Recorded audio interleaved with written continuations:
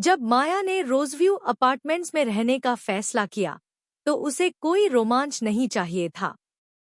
वो बस शांति चाहती थी, कुछ दिन चुपचाप बिताने के लिए, अपने अधूरे उपन्यास को पूरा करने के लिए और एक टूटे हुए रिश्ते की यादों से दूर जाने के लिए।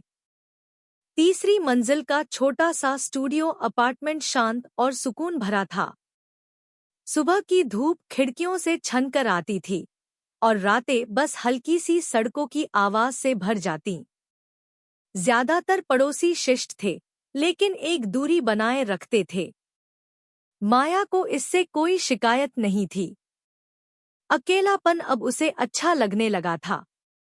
लेकिन एक दरवाजा था जो हर बार उसका ध्यान खींचता। Apartment number 316। यह ठीक उसके अपार्टमेंट के सामने था। दरवाजा हमेशा बंद, खिड़कियां पूरी तरह ढकी हुई, डोरबेल जंग लगी थी और मेलबॉक्स पर कोई नाम नहीं था। ना कभी कोई अंदर गया, ना बाहर आया। शुरुआत में माया ने सोचा कि शायद यह फ्लैट खाली होगा या कोई बहुत ही प्राइवेट इंसान वहां रहता होगा। फिर एक रात ठीक 2:03 बजे उसने पहली बार सुना, ठक ठक ठक। 3 दस्तकें। ना जोर से, ना डरावनी, बस शांत, एक लय में। माया ने सोचा कोई देर से लौटने वाला पड़ोसी होगा। लेकिन अगली रात फिर वही। हर रात ठीक 2:03 बजे 3 दस्तकें। 5 दिन बाद माया ने पड़ोस में रहने वाली बूढ़ी महिला से पूछा, माफ कीजिए, 316 में कौन रहता है? महिला थोड़ी देर चुप रही, फिर बोली, वो फ्लैट तो सालों से खाली है, पर मैं हर रात वहां से आवाज सुनती हूँ। बूढ़ी औरत ने दरवाजा बंद कर लिया। माया के रोंगटे खड़े हो गए। उस रात माया देर तक जागती रही। 2:03 बजे वो दरवाजे के पास खड़ी थी। ठक ठक ठक। पर इस बार आवाज उसके दरवाजे से आई। उसने डरते हुए धीरे से दरवाजा खोला। बाहर कोई नहीं था, बस सुनसान गलियारा और हल्की सी हवा। अगले दिन माया सीधे बिल्डिंग मैनेजर के पास पहुंची। 316 में कौन रहता है? वो कुछ देर चुप रहा, फिर बोला, आप उस फ्लैट से दूर रहिए। क्यों? 5 साल पहले जो आदमी वहां रहता था वो अचानक गायब हो गया। खाना प्लेट में रह गया था, लैपटॉप ऑन था।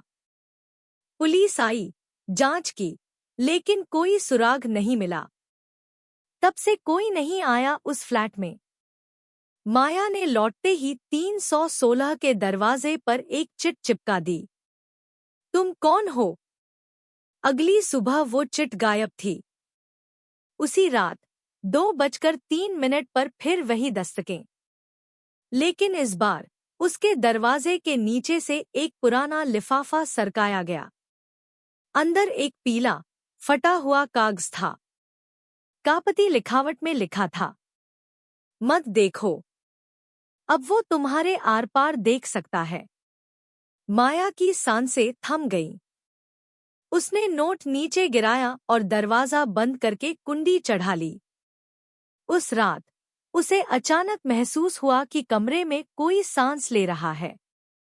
धीमी, भारी, गहरी सांसें। पर वो अकेली थी। उसने बत्ती जलाई, कोई नहीं था। लेकिन शीशा धुंधला हो चुका था और उस पर लिखे थे 4 शब्द। 316 एक जगह नहीं, एक इंसान है।